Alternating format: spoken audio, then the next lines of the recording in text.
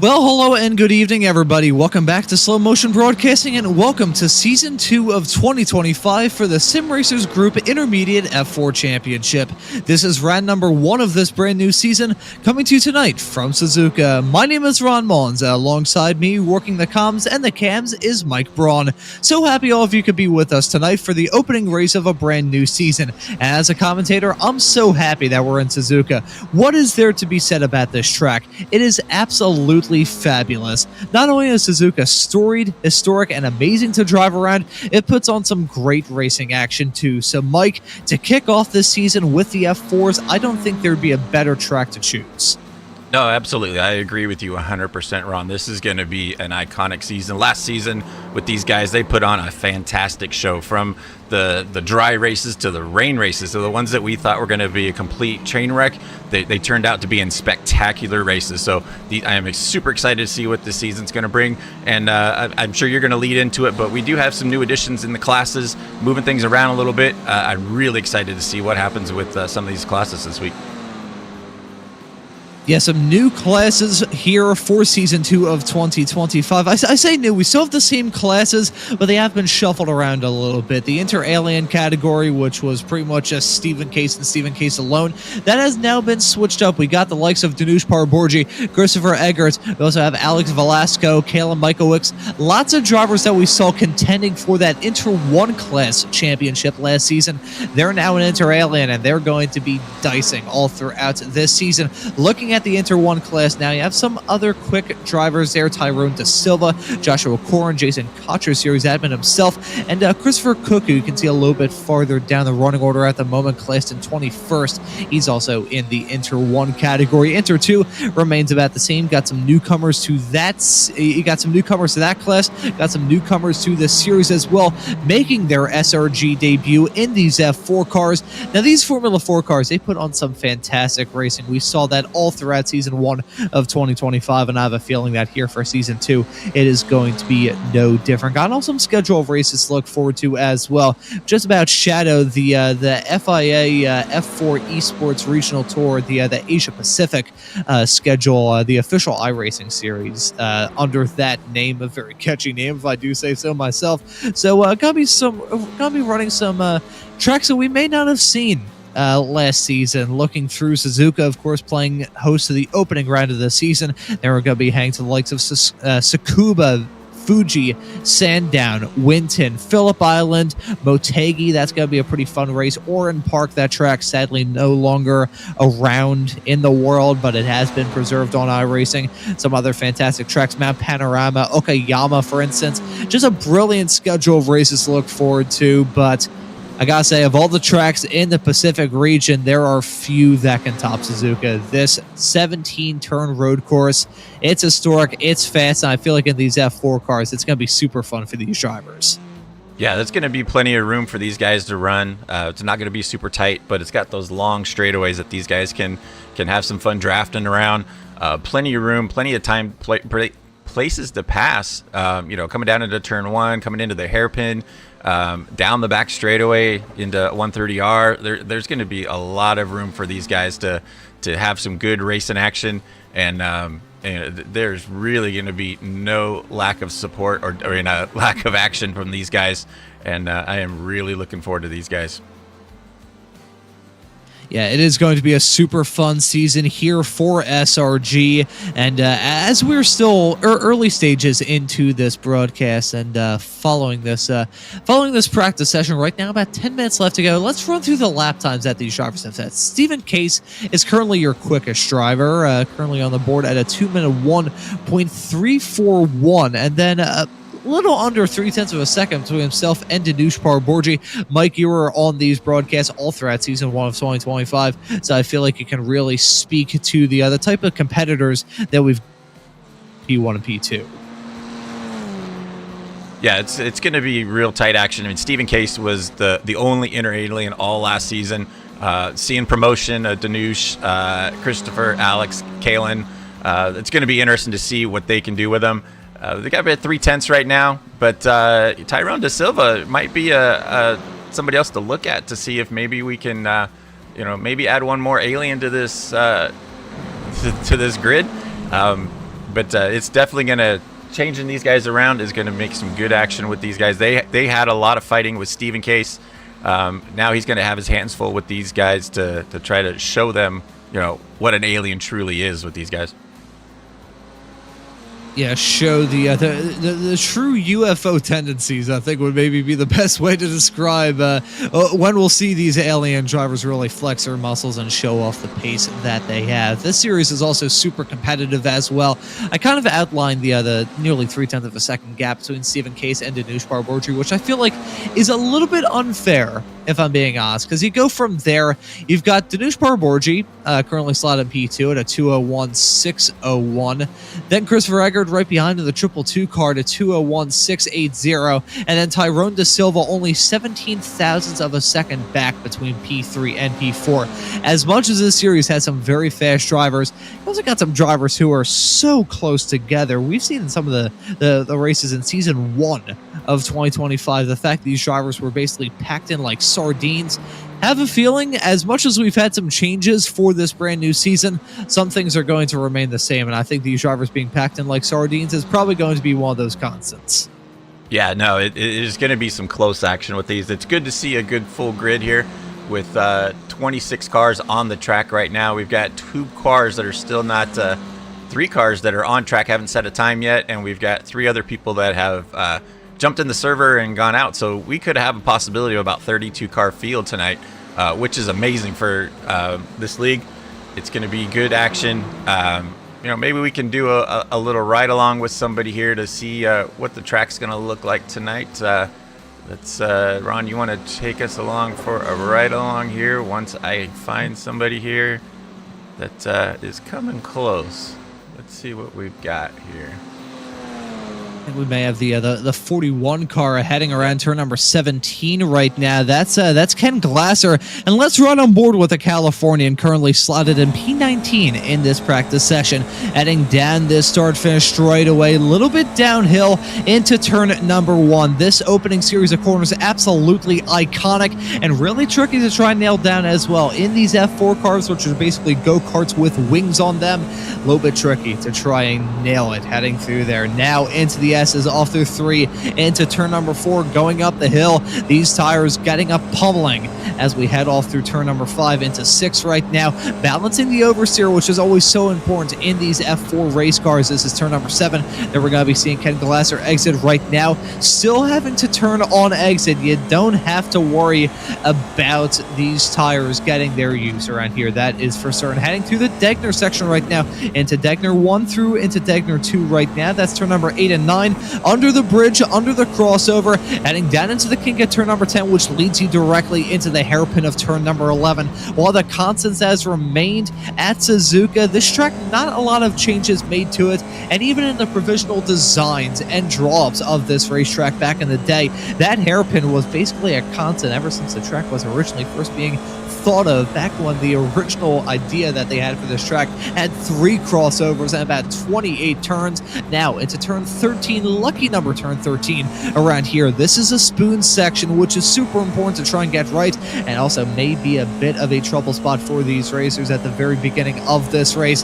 Getting a good exit out of there is super important because it leads directly on to this back straightaway. Want to keep the momentum, keep the run, and try and get the draft in these race cars, which is super important. Now into 130R of turn 14, one of the quickest and most iconic corners around this racetrack. Now into one of the slowest. This is turn 15 and 16, the chicane. They call it the Casio Triangle, and I think these drivers are going to be trying to fit that triangular block into that triangular hole, because if they try and use a square, it's not going to work. Around turn 17, and that completes a lap of Suzuka, an absolutely fabulous racetrack. Definitely a great lap going around there. Didn't get the commentator's curse, which is our usual SMB issue here. Thank God. Yeah, but good lap from Ken, one of our Inter 2 guys. And as we are winding down now, less than 5 minutes left in this practice session. A lot of excitement with the new season. A lot of things going on. And we see a few guys. We're up to 28 cars now with time on the board. And still got a couple other cars that are out on track. No valid times for them yet. So we're still trying to get everybody on timing. But this is, like you said, this is going to be a great season. I'm really looking forward to it. Tsukuba is not a track that you normally see in leagues. It's an interesting, neat, iconic track on like Forza Motorsports when you played, the old Xbox, but you don't see it used a lot in iRacing. So that could be an interesting one. Phillip Island is one of my favorites, probably one of my top 5 tracks for iRacing. But Mount Panorama, that is A1 on my list, and I am super excited to see what these guys can do later on this season.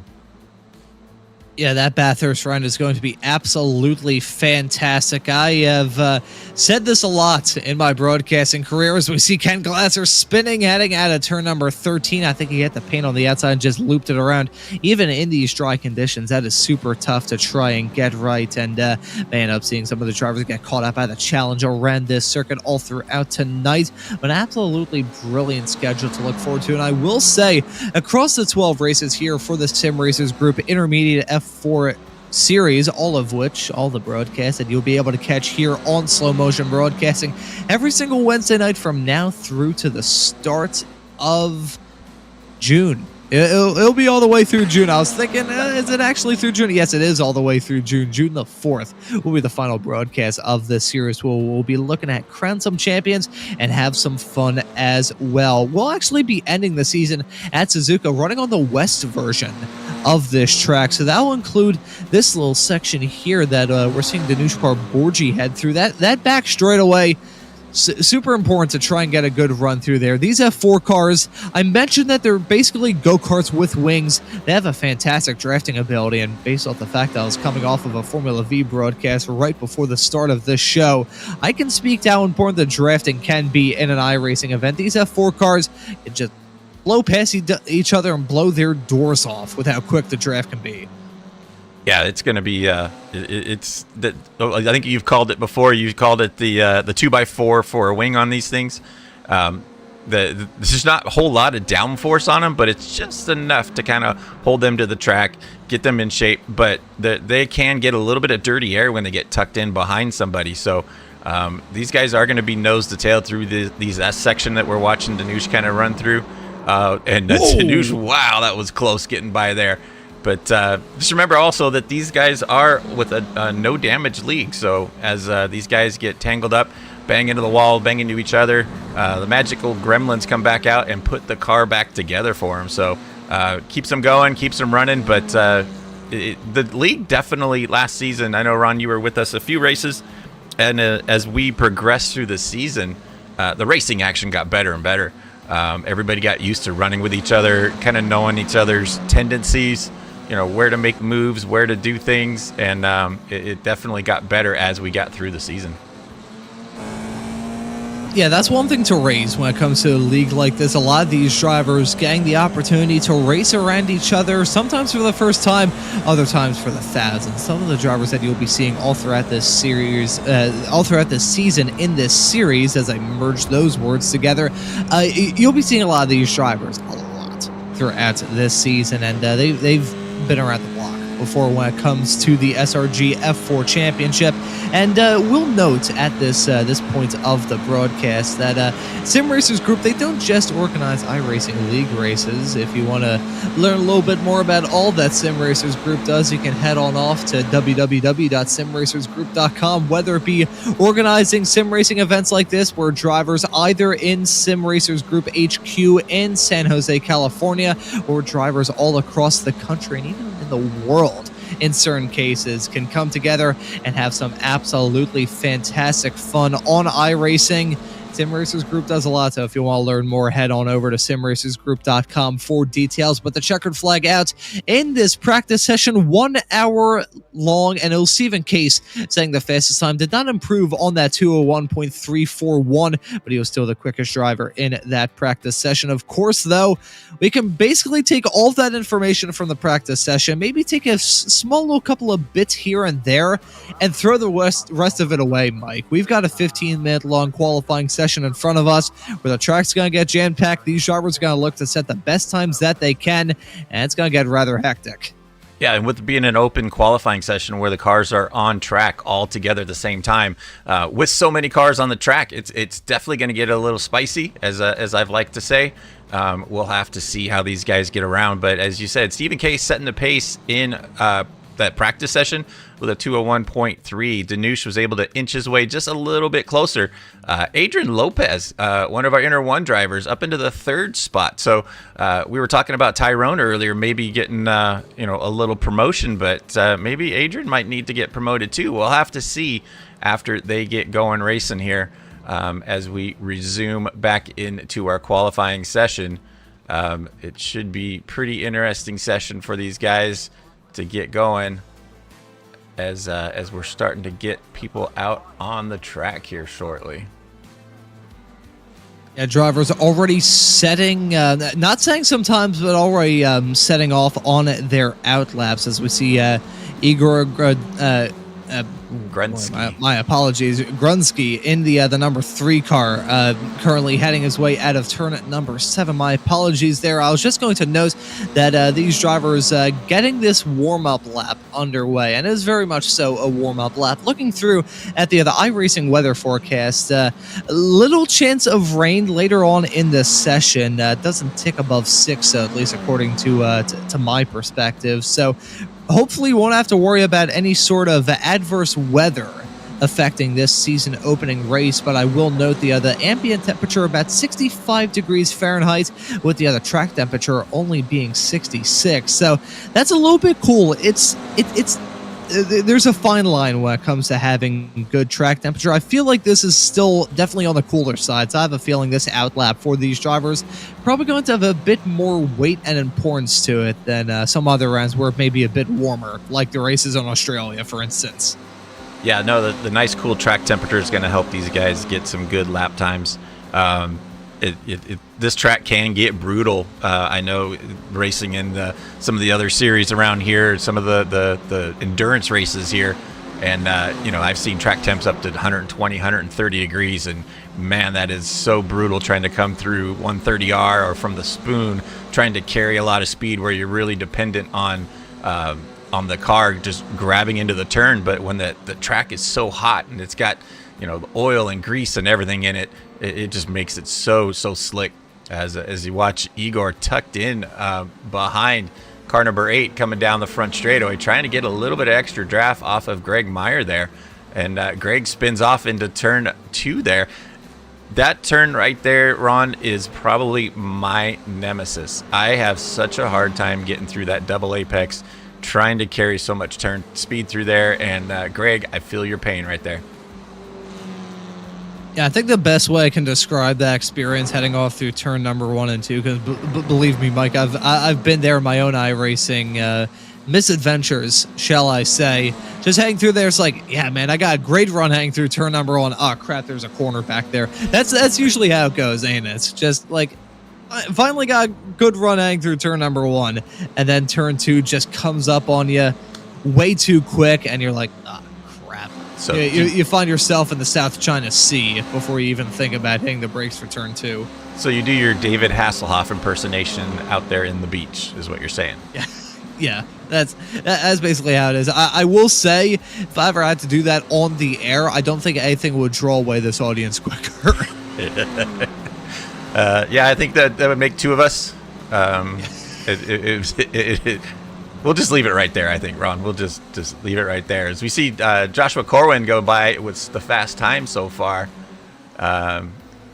Tyrone De Silva in there, Jason Cotcher. Stephen Case comes by the line with that 201.4. So just a little bit quicker than, or a little bit slower than his practice. And that's pretty impressive on his first lap really out there. Not getting really into a rhythm, not getting into a flow, but able to turn off a 201.4 right off the bat. But I do have to say, Joshua Corwin, that is an impressive driver photo, my friend. Yeah, that is, I gotta say, one of the most entertaining I've seen as well. That's a pretty killer beard as well. Someone who's been trying to grow out some scruff. The last time I fully shaved was, I think, back in mid-October. If my memory serves me correctly. With my high-pitched voice, you can probably tell I don't really have the testosterone to be able to grow a full beard, but I am trying my best.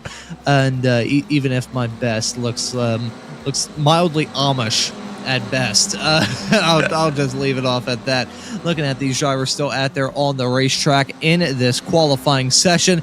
These qualifying sessions can go by quick in these F4 cars, because you usually think, oh yeah, 15 minutes around a racetrack, I probably have time for about, I don't know, we'll say 7 laps.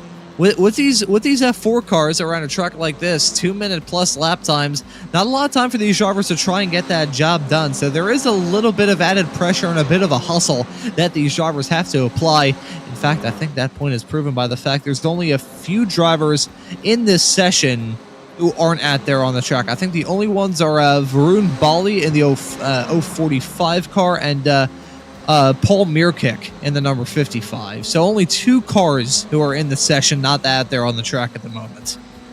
Yeah, it should get, I mean, we got a 15-minute session, so we're just past 6 minutes down. We still got a good 10 minutes to go, but these guys are starting to make their way around for their second time to lap if they're good and clean. Tyrone De Silva jumping up into that second spot. Joshua Corwin up into third now with a 202 flat. So good to see him jumping up there. Alex Velasco up into fourth. Athul Ganesh in fifth. So good sorting going out. Christopher Eggert dropping back just a little bit. Not a very quick lap for our new alien driver. We'll have to see what he can get as he comes through the Casio Triangle and down the front straightaway. 203.3 was his last time by. Comes by the stripe this time by and gets a 202.4, so it jumps him up to 6th spot, working his way up the field. These tires definitely do take a little bit of work to get grooved in, to get warmed up, and but this track also, Ron, it does have some little off-track sections that you really got to be careful with. Yeah, that is a very good point to raise, talking about some of the troubles that some of these drivers may have to face in terms of off-track encounters, and one of them is going to be the new reworked off-track physics. Been around now for, I guess this is the second season that we've had these grass and gravel physics, whereby if a driver goes off the road, it'll bring it right back onto the track. So that's going to be pretty sketchy for these drivers to have to worry about. I've already seen some patches of gravel around the track, and can see a little bit of that as we're following Chris Eggert coming out of turn number 9. In these F4 cars, you hit a little bit of gravel at top speed, and it's going to go down about as well as a lead balloon. That's not going to work out for these drivers at all. Yeah, no, you are absolutely right. And just watching some of these guys get around, this is a real tricky section right here as we kind of go on with that right front tire. Just watching them, you really want to push that outer limit right here, but you don't want to push too far. And then this is where a lot of people get hung off, is you can get off into those curbs right there. That first little grass section you can go out, but you really don't want to go much beyond that, because that's where your off track is. And then also when we come up here, coming through 130R, just you want to touch this inside curb just a little bit, and you could run out just out to that little green spot, but you do not want to go much wider than that. That again is another off track. This section right here is another spot that you can get an off track as well. That Casio Triangle, you can cut that inside line just a little bit and invalidate your lap. So we'll have to see how Chris comes by with a 202.4. So not much faster than, just a little slower than his other one. But we got a new car up onto the second spot. Kalen Michaelwitz up into the second spot now. So Stephen Case dropping his down, though, Ron. He's down to a 201.1 now. Yeah, a little bit surprising. That's a rather big improvement from what we saw in the practice session earlier on. A couple of tenths, which may not seem like too big of a deal, but in these F4 cars, a small little gain like that, it takes a lot of skill to wheel these race cars around. We'll be seeing a lot of camera shots all throughout this season of these drivers having a saw at the wheel. These F4 cars, you're not going on a Sunday night cruise. in these cars. There's no doubt about it. You are having to work these cars around this track and just try and get the best time that you can. Scraping and clawing, it's the best way that I can describe it. These drivers going to hunker down, get the best times that they can. So a gain like that for Stephen Case, and for him to find himself with the gap he has over Caleb Michaelwitz, that's rather impressive. Stephen Case, the Inter-Alien, as much as he had a few times during last season where he was being challenged, as much as he's now not alone in the Inter-Alien class, he's looking to flex his muscles this year. And I think if anyone's going to do it, it is going to be the driver of that BS Autosports 243 car. Yeah, last season he just kind of had some fun toying with these guys because he was running in that division by himself. But now he's got to put his stamp on that class. He's got to put his off track there. He probably just jumping off the curb just a little bit too much. But he definitely's got to put ownership on being that Inter-Alien, the one that's the what we could call the OG of the Inter-Alien class, and just, take ownership of that league or that division. But we'll jump back to Tyrone De Silva. Tyrone actually able to jump up into that second spot last time by, up to a 201.6. So Tyrone really starting to stretch his legs as well. So we'll have to see if he can get even closer up to Steven. But Tyrone, the early leader in that Inter 1 class in qualifying, as we got about 3:30 left to go. So still plenty of time, plenty to find a draft friend to get hooked up with, to go down the straightaway with, and maybe get you a couple extra tenths when you're pulling with somebody down that back straight or front straightaway. Well, Stephen Case has clearly decided that that's it for him, and in this qualifying session, he thinks that's the most amount of pace that he can get to add that 243 car. I mean, he has a pretty significant cushion, so if anyone feels comfortable in this qualifying session, it's probably going to be him. I'm looking through right now, trying to see any sort of gaps that we have that are a similar size to that. You have to go a little bit farther down the qualifying order to find anyone that far in front or that far in front of any of their competitors. It is rather close at the moment. 201.1 for Stephen Case on the provisional pole, and Rodolfo Samoido in the number 34 car, saying a 207.3, which is it may seem like a bit of time difference as we see synchronized off-track encounters heading down into the Casio Triangle. It may seem like 6 and a few tenths of a second is a pretty big gap to have between this field, but around a 2-minute plus lap with these F4 cars that are super tough to drive, that is rather close. These drivers and the competitors in this SRG series always impress me in terms of how close these races are. No, and it's a good it's a good level racing with these guys. There's some guys with lower I ratings, lower safety ratings, just kind of dabbling their way into it. But this is an intermediate league. This is where they really learn their legs. This is where they learn their racecraft and get better. And the only way they're going to really get better is by racing with those faster guys.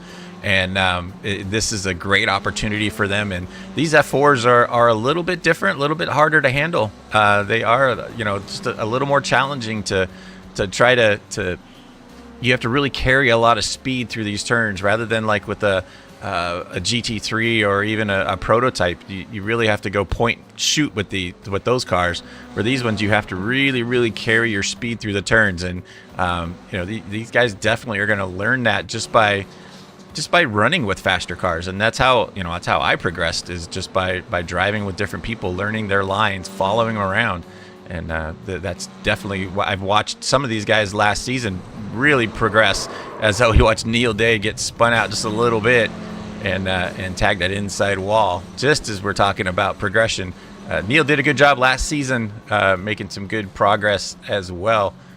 So we'll have to see how he's able to do this season as we come on with Michael Hui. He's a newbie. I have not seen his name yet. We'll have to learn true pronunciation for him. Sorry, Michael, if we see it's what we did, Braun. Well, let me rephrase that. That's what I just did. You say that as if I am any better when it comes to name pronunciations. I'm from Philadelphia, and as one of our SMB colleagues, Mr. Randall McGrew, once said, Ron's from Philadelphia. English is his second language. So, yeah, it's I can't really judge when it comes to some of the name pronunciation, but I will say some new drivers coming into this series and already impressing Here's a new driver running in the 234 car, currently setting a 202.180 in this qualifying session. It's Ope Oladipo. He's currently slotted in 7th as it stands currently. That's a pretty good debut for him. Some other drivers in either their series debut or one of their first races in a little while here from the SRG series really putting in some good times with the checkered flag out in this qualifying session as well. We are officially into crunch time. As you can see, Lopez looping it, heading through turn number 15, 16. Yeah, it's a little tangled up with some people coming through there, so we'll have to see as these guys come across the line to finish their last time lap. Ope was with us the last couple races last season. He joined us a little late. He started in Inter 2, worked his way up into Inter 1, and he does have some pace, so we'll have to see what he can do in the Alien class as we watch Dan Swanbeck come by the line. Dan jumping up to the 27th spot, and see what else these guys can do. Aaron Van Wagner comes by and does not improve on his time either. As we watch the last couple guys come through, there comes Rodufo. Couple cars still on the track going around. Rafael Cardenas looks like he's just kind of might be on pace, but it looks like he's just kind of casually driving around. Finishes lap out. Josh Corwin coming around for a final lap here. So this should be just about wrapping up our qualifying session. Corwin with a 201.7, putting him up into the 5th spot there, Ron. Yeah, that is a super improvement from Corwin in the 037 car, doing it just under the wire as well. That was pretty good. His practice time was a 2:02.2, so to go from a 2:02.2 in the practice session to a 2:01.7 in qualifying, that is a rather big improvement. Half a second, to be a bit more precise. So that is rather good as well. And actually, as I was in there, I was seeing some drivers referencing the moment from the F1 Australian Grand Prix, and Charles Leclerc reporting that he had a seat full of water. So I guess it must be the water even in the sim as well. Some more drivers still out there on track, just bringing it around into the pits. That's Rafael Cardenas in the number 92 car, exploring. I believe that's the old motorcycle pit entry around here. Potentially, I'm not too sure. I've always just seen those roads through the Casio Triangle. It feels like there's 50,000 different roads that you can take. I feel like one of them eventually just leads you going, I don't know. You'll find your way there sort eventually. Of like fast food drive-through place, yeah. Kind of like on, was it Le Mans where you have the KFC on the back straightaway? Maybe they'll add some drive-through for us here next year. Yeah, potentially. That's one thing that always made me laugh about the old Nashville street circuit that IndyCar raced at a couple of years ago. You could see gas stations and like Holiday Inns and like hotels and stuff like that around the track, and I always got a little bit of a kick out of that. But we're in for a good season. It's set to begin in a couple of moments' time. There's your qualifying results, and we're going to get that starting grid loaded up for you in the not-too-far-off future, because my, oh my, do we have a good season to look forward to here from the Sim Racers Group Intermediate F4 Series, exclusively here on Slow Motion Broadcasting. And if you're enjoying the broadcast thus far and want to stay tuned with everything going on, happy to hit that subscribe button and the notification bell so you never miss out on any of the racing action. We have got a brilliant season to look forward to, and a lot of action coming up here on Slow Motion Broadcasting on that final push to break 1,000 subscribers, and I think we may be able to get it done in the not too far off future.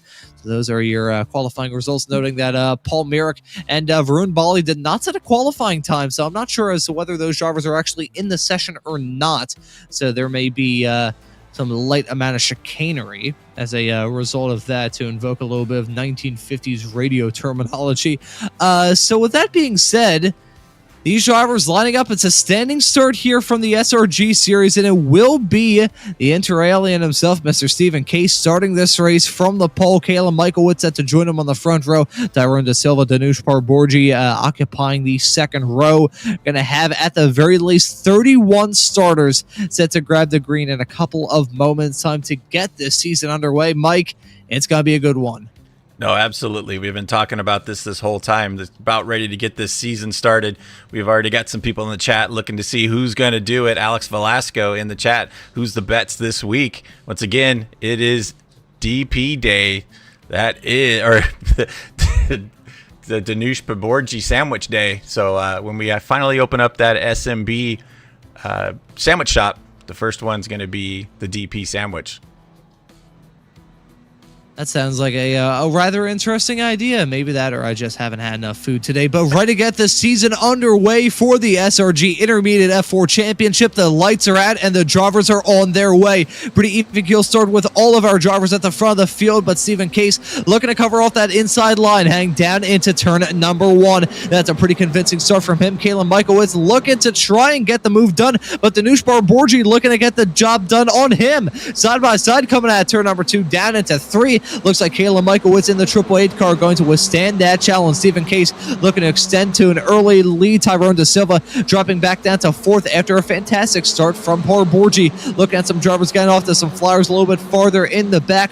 Driver making up 4 spots thus far. That's Jason Trantham. He's in the number 28 car running in P15. He's up 4 spots ever since the drop of the green flag. Some drivers getting off to some flyers.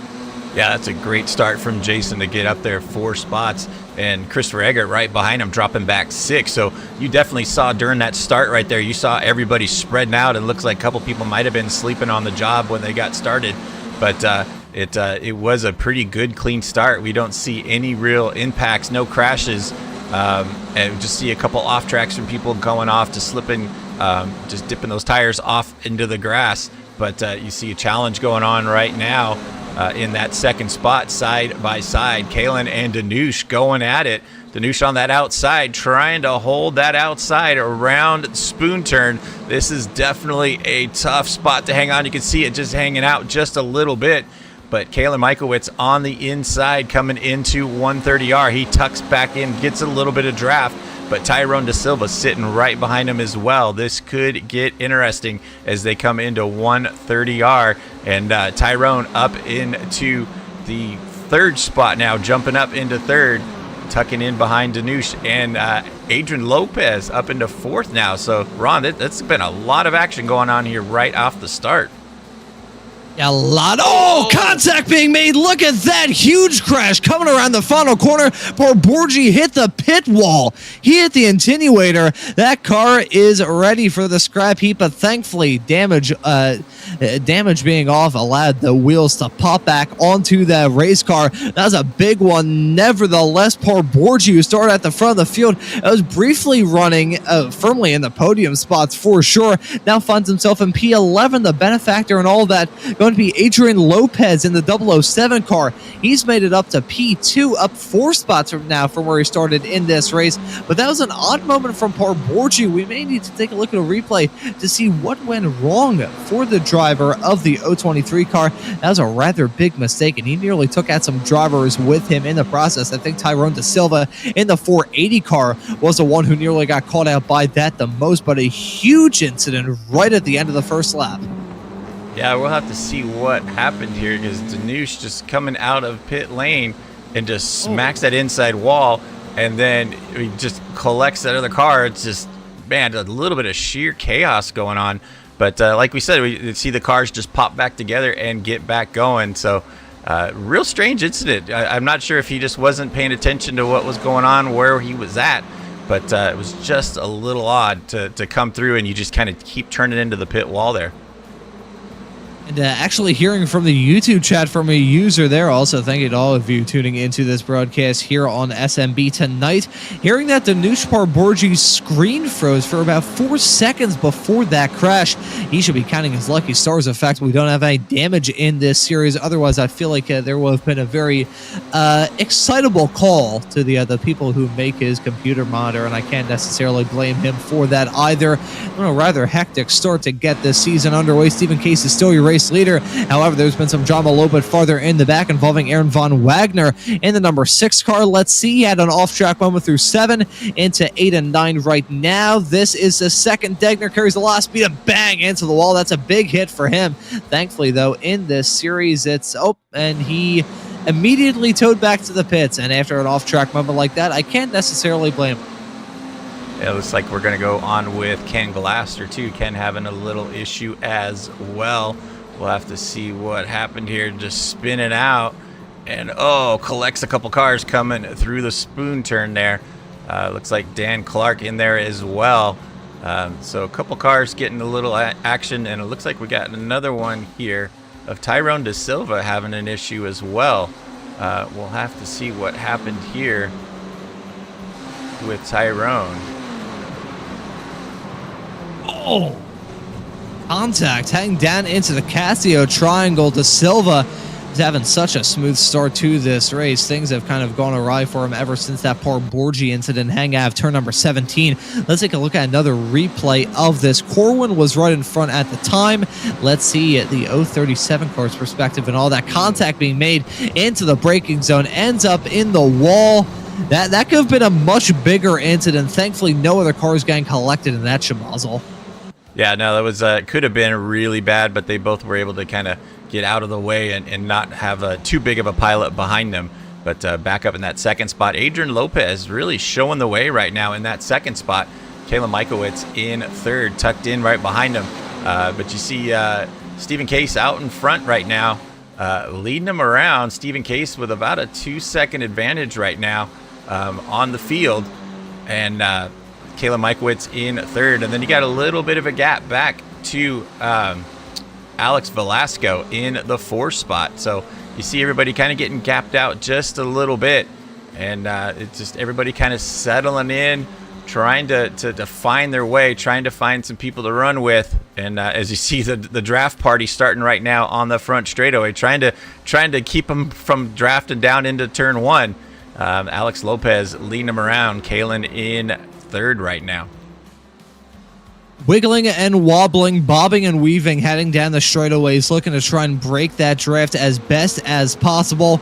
Going to be super important all throughout this season, especially come time for that race at Bathurst that we mentioned earlier on. That's going to be coming up later on this season here for the SRG F4 Championship. That heading down the Conrad straightaway, we're going to see these drivers give the tires on their race car maybe more of an exercise heading down the straightaways than they will heading off through some of the corners with the amount of mad weaving that will be going on there. We'll note, though, as we're following him in this 07 car, there's been a rather brilliant race thus far for Adrian Lopez. Finds himself leading in the Inter 1 class, holds on to the fast lap 2 at a 2:01.8, which is rather quick, I believe. I'm going to look through right now. That may have been right about the same time that he set in qualifying. Yeah, in qualifying, he set a 2:01.890. Thus far in the race at 2:01.836. So Adrian Lopez looking very fast at the moment. We're going to take a look at a moment that may not have been ideal for Chris Cook in the 322 car. Let's have a look at it here, Mike. Coming into that Casio triangle, looks like the same thing that happened earlier, just coming in a little hot and just misjudging that brake zone, and gets tangled up with somebody there. Chris losing quite a few spots there, and it looks like we got one more wreck to take a look at. My friend Michael here getting a little off track there, coming under the bridge. Let's see what happens. Something must happen coming into that hairpin. And coming into that hard braking zone, and disconnects, reconnects, and then spins out. Just loses a little bit through there.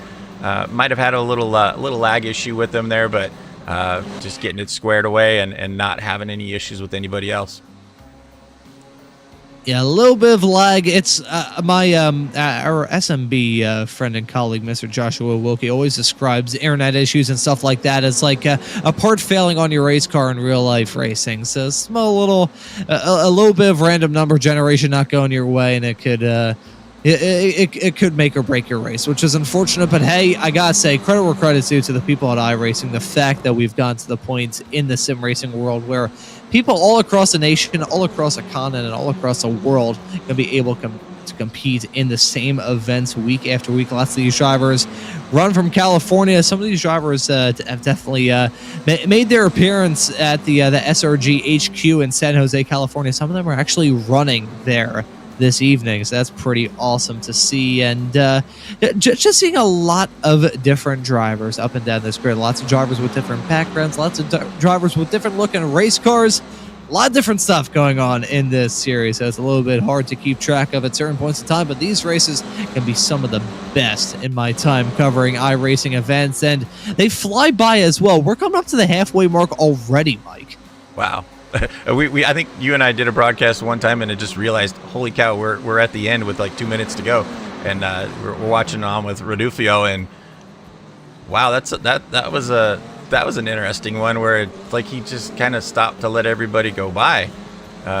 Very interesting shot from him there, just coming into the Casio triangle through the 130R here, and right in the middle of the lane, and just kind of gets on the brakes. I don't know if he's meaning to let everybody go by, but that was definitely an interesting shot. And then we also got one wreck here from Kukaran Dylan coming through the end of the S's here. Dylan in that black and green 24 coming to the top of the S's. Gets a tire off into the dirt there, gets spun around. Oh, rips the wheel right off of it. And luckily able to get it back up and get it back going. But like you said, we're just past the halfway point. Ron, you want to take us through a running order with everybody right now? Yeah, let's do that. A little bit over the halfway mark in this race, and we still see Stephen Case in the race lead for now. I'm going to add in that for now.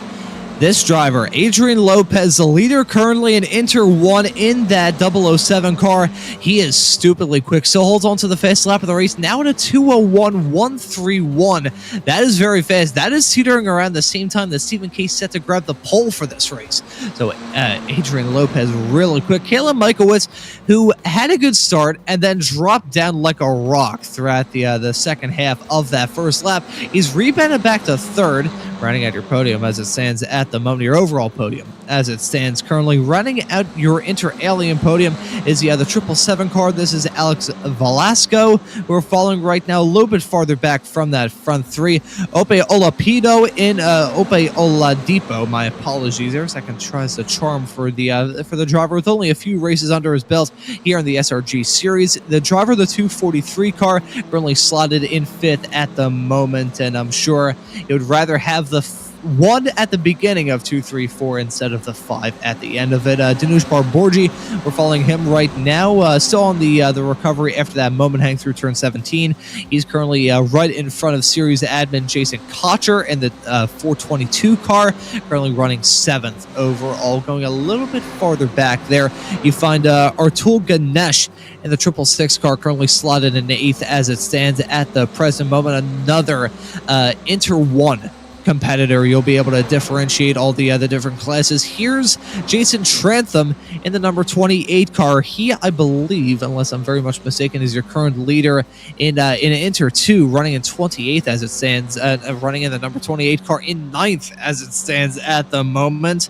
Wouldn't be ideal if he was running in 28th. Running out your top 10 currently is Joshua Corwin in the 037 car. He's had up and down race, got involved in that incident, hang down into the Casio triangle earlier on, and it's been rather smooth driving for a lot of these drivers outside of a couple of incidents here and there, but a brilliant way to kick off season 2 of 2025. Rafael Cardenas in the number 92 car is currently classed in P11, a little bit farther back from our 10th place runner currently. Not terribly far behind him is Lloyd Conway in the 447 car, currently classed in 12th. Right behind him, and lucky number P13, is Adam Duvall in the number 22 car. Right behind him is Diego Posada in the 44 car, classed in P14 as it stands currently. Going right behind to find Tyler Hagan in the 99. He occupies the final spot inside the top 15 as it stands at the moment. This is Ryan Chia in the number 9 car, currently classed in 16th. You have to go a little bit farther in the back a shot to find Christopher Cook in the 322, currently slotted in 17th. At P18, we have Igor Grunsky in the number 3 machine. He's running in 18th as it stands currently, coming out of turn number 11, the hairpin right now. Running right behind him, we have Thomas Brashear in the number 1 car. He's not running P1. Instead, he is running 1 spot inside of the top 20. The final top 20 spot currently being occupied by Tyrone De Silva in the 480 car. He's had a rather scrappy race. Credit where credit's due to De Silva, the fact he's still running inside the top 20 despite the difficulties he's had to face thus far. Christopher Eggert in the 222 car is currently classed at just barely outside of that top 20 in 21st. Right behind him, we have Daniel Bujak in the number 36 car. You have to go a little bit farther back to find Dan Swanbeck in the number 7 machine, currently classed in 23rd at the present moment. Greg Meyer, who I believe is a newcomer to this series, and I say that because I was getting his role sorted out in the slow motion broadcasting Discord server a little bit earlier on. He's currently classed in 24th.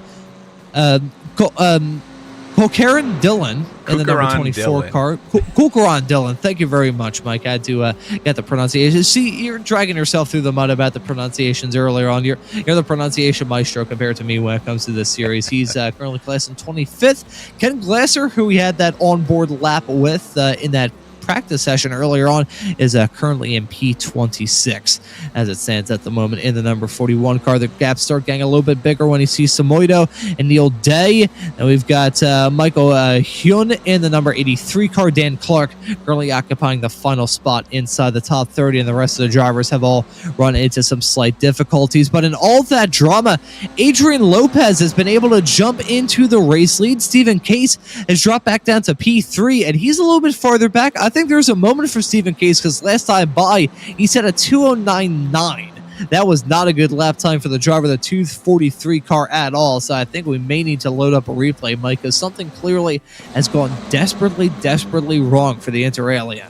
Yeah, let's see what happened here. Adrian Lopez really coming through that double apex right behind Steven, and he spins out. Stephen Case losing it around that double apex and is going to drop back into that 3rd spot. Gets it back going and loses some valuable ground to these guys. So that tough spot for him. And but good up on Adrian Lopez. And here they come down the front straightaway. He still has Kalen Michaelwitz just trying to draft down him down the front straightaway here. And as we're closing in with less than 4 minutes to go, we got 3:30 left on the clock. They got enough time for like 2 more laps to get by. So, man, this is going to definitely get interesting here with Adrian Lopez, our Inter 1 leader right now, leading overall and showing these guys the way around.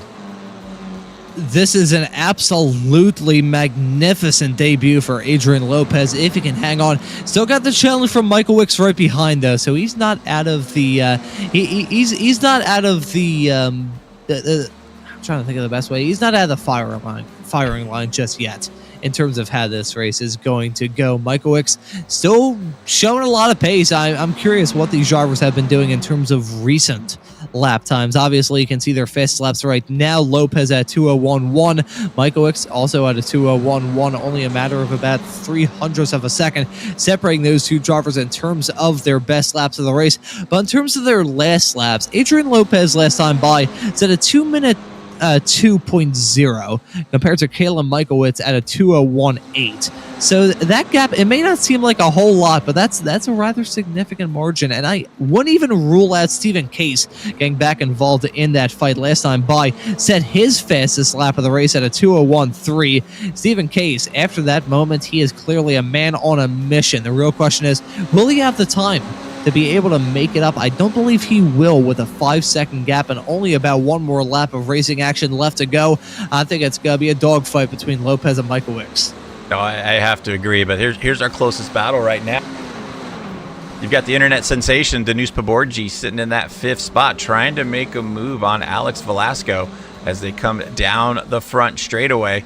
And I believe this should be their white flag, Ron. I don't see Barney there waving anything, and not quite sure if that looks like, nope, don't see him there yet. But depends on where the leaders came by if this is going to be their white flag or not. But these guys are going at it. Is Danush all over the back wing of Alex right now, coming through the S's, trying to make a move. This is a battle for that inner alien position. This is like I guess you could call it the podium position in alien class. But But as you see back out in front, Adrian Lopez, that's your guy right now. He is pulling away, and he's got a full second advantage on Kalen. Yeah, Adrian Lopez he's heading through turn number 8 into turn 9 right now. He's only got 8 more corners left to go to cap off an absolutely brilliant way to get the season underway. You see that Thomas Brashear a little bit farther back in the number 1 cars out of this race. He's actually been disqualified for hitting the 20 incident point limit, so that's what's going down for the driver of the number 1 car. Will join Van Wagner, and the only retirements thus far in this race, Bally and Mirchik, who are the first drivers out of this race, did not actually take the start. So I gotta say, despite having some incidents here and there, it's been a rather brilliant way to kick off this SRG Intermediate F4 Championship. And for Adrian Lopez, he rounds his way around the spoon section for one more time. That gap to himself and Michael Wisk has actually closed up a little bit, now under 0.6 of a second. It's probably going to take a dive, though, from Michael Wicks in the Triple 8 car to try and get a move done. Heading down now, coming out of 130R. Let's see, is it enough for Michael Wicks? He's not close enough, heading down into the braking zone. Coming out of the Casio Triangle, Lopez in the 007 car. He has been shaken instead of stirred in this race, and he's going to grab the checkered flag to win it here in Suzuka. Lopez, the Inter 1 driver, beats all the aliens and wins this race. Michael Wicks going to win the Inter Alien class, finishing in P2. Stephen Case set to round out your overall podium in 3rd. Velasco going to finish in 4th, a 3rd of the Inter 1 drivers, Inter Alien drivers, I should say. I got to say, in terms of that Inter 1 championship battle, that's a rather big result for Lopez to get the season underway. Jason Cotcher going to be the second of the Inter 1 drivers, and Rafael Cardenas going to be the top finishing of the Inter 2 drivers. But Mike, what a way to get the season underway. No, that was definitely a great showing from everybody, and Adrian Lopez just laying it down on these guys and doing a great job. And first time it's the first time I've seen him up front with these guys, and oh man, there was some sheer carnage right back there, just somebody running into the wall. But kind of completely lost my train of thought watching that car just smash into the wall like that. Yeah, it's a flashback to the Week 13 Ray Esports Weekend Warriors runoffs broadcast that we were doing a couple of days ago here on SMB, Mike, seeing some of those drivers burn up their equipment and decide that their cars were better off being scattered in a million pieces all over the racetrack instead of being in one whole piece, returning them back to the pits. But an absolutely brilliant debut for Lopez. Well done to Cardenas in the number 92 car for grabbing the Inter 1 win at the end of it all, and also credit where credit's due to all the competitors in the Inter Alien class. Despite the fact he was the only Alien 1 season ago, I think that new refreshed Inter Alien class is going to be keeping Stephen Case honest throughout this season. No, absolutely. He's definitely going to have his hands full this season as we're coming up on the results. As you see, Adrian Lopez taking the overall win and taking the win in Inter 1. Kalen Michaelwitz finishing in that 2nd spot with a great drive there at the end, trying to close that gap, but finishing 2nd overall, taking that Inter Alien win. And then Stephen Case with that just rough time coming through that double apex, spinning out coming in just a little too hot, drops him back to 3rd. Then you got Alex Velasco finishing in 4th. DP finishing in that 5th spot. Opayola Depot finishing in 6th. Jason Cotcher coming in and 7th in 2nd spot. 7th overall, 2nd spot in Inter 1. Then Athul Ganesh finishing in the 8th spot. Then you got your first Inter 2 finisher, Rafael Cardenas, showing the way in that Inter 2 class. Joshua Corwin rounding out your top 10. In the 11th spot, you got Lloyd Conway, Diego Posada in 12th. Christopher Eggert in 13th, Igor Grunsky in 14th, Tyrone De Silva finishing in that 15th spot.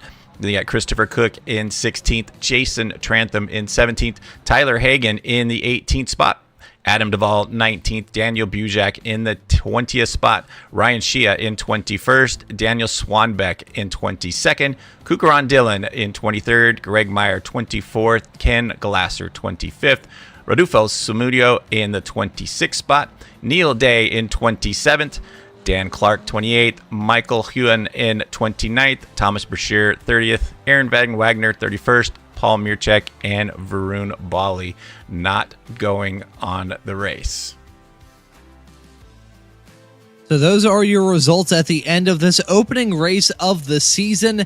And Mike, we got some drivers waiting up there in the interview waiting area, and I think I'm going to maybe spoil myself a little bit and have a chat with our overall race winner at the end of it all. Adrian, welcome into the commentary booth. Sorry for dragging you in mid-sentence there, but welcome into the commentary booth here on Slow Motion Broadcasting, and congratulations on the win here at Suzuka, not only in class, but overall as well. Talk us through a brilliant way to get the season underway for you.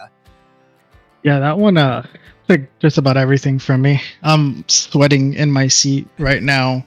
That was a lot. I know Steven's fast. I've raced him before. I watched him last season. He was kind of my my goal to pass, but I know that's not easy with him. So I'm kind of surprised I was able to do it at this track. Well, that was just an absolutely brilliant debut from you, and trying to deal with the difficulties around this track. I don't think there's anyone on iRacing or just about anywhere on in the sim racing world that will say that Suzuka is a super easy track to try and nail down, doubly so in cars like this. Can you talk us through the challenges that you felt as a driver out there on the track?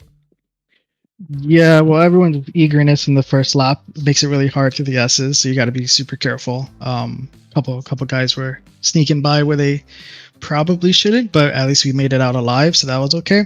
And then defending from Kalian was pretty hard, but thankfully Steven's draft at least helped me not worry about it too much on the straights.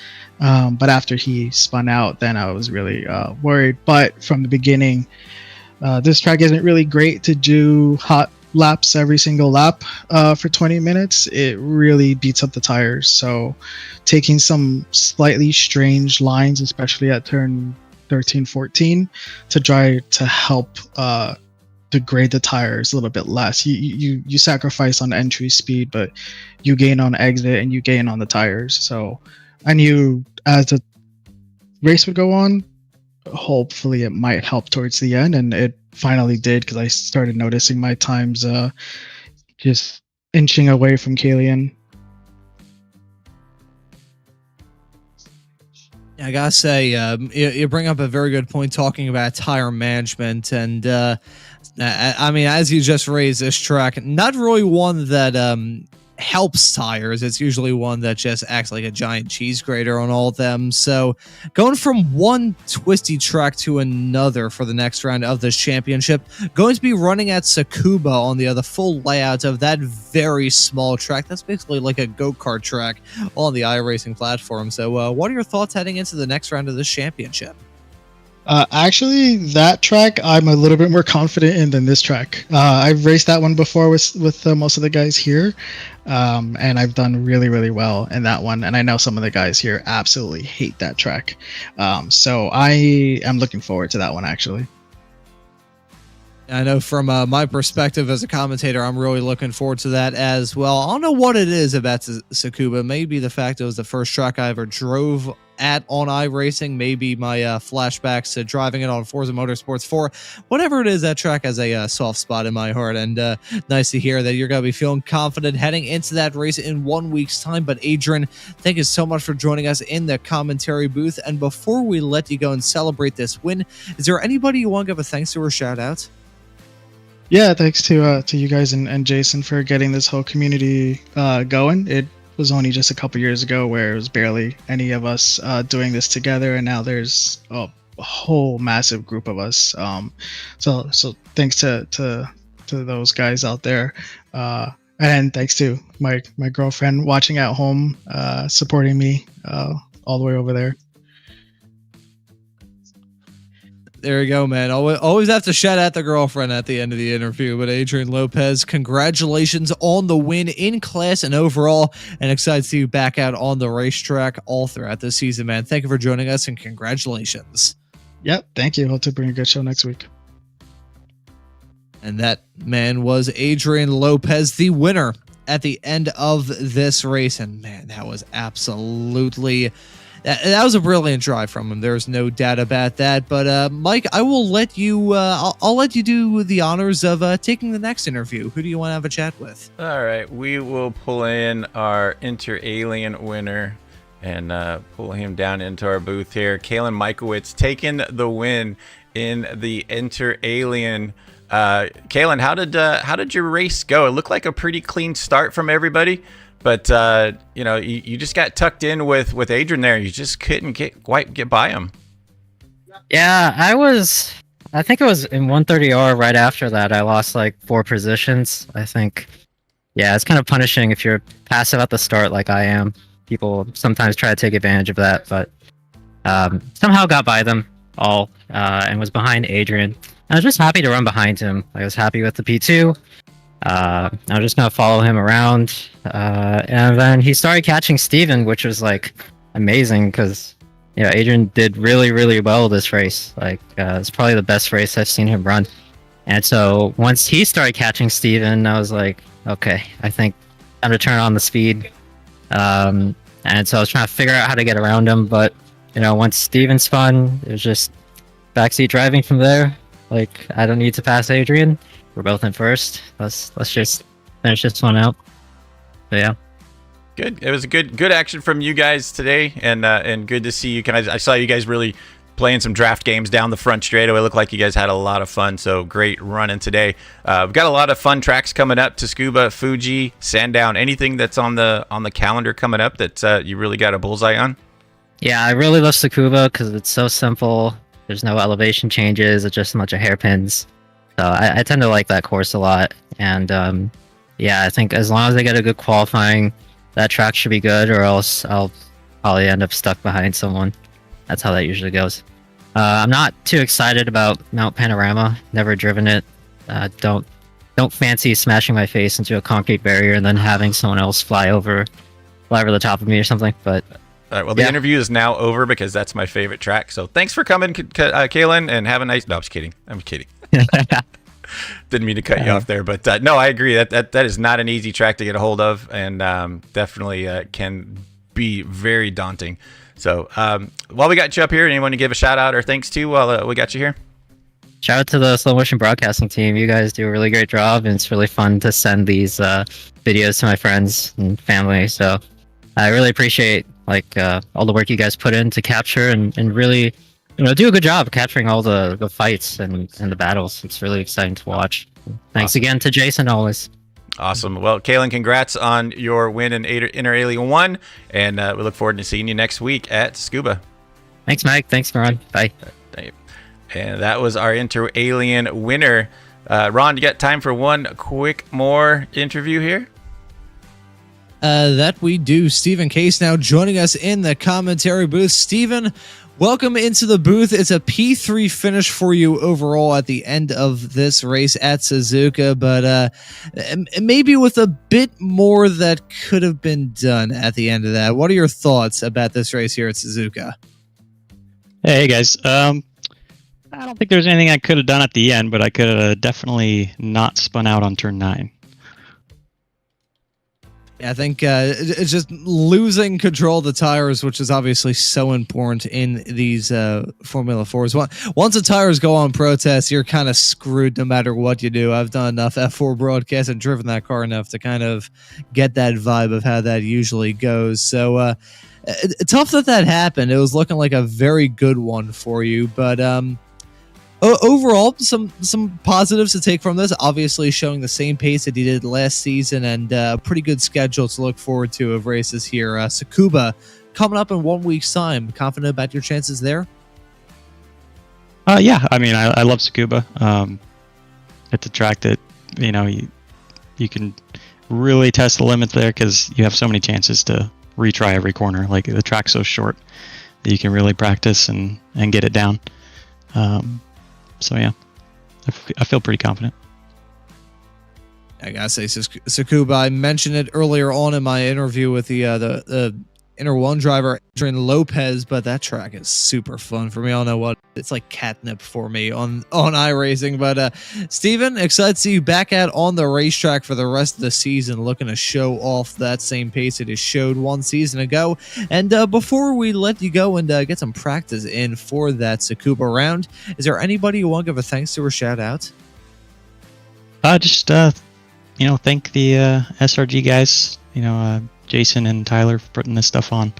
I know I probably said that last time, but this is still, we keep growing and more people. Pretty soon we'll have 2 different F4 leagues, or an F4 and an F3, I think. So that'll be pretty nice.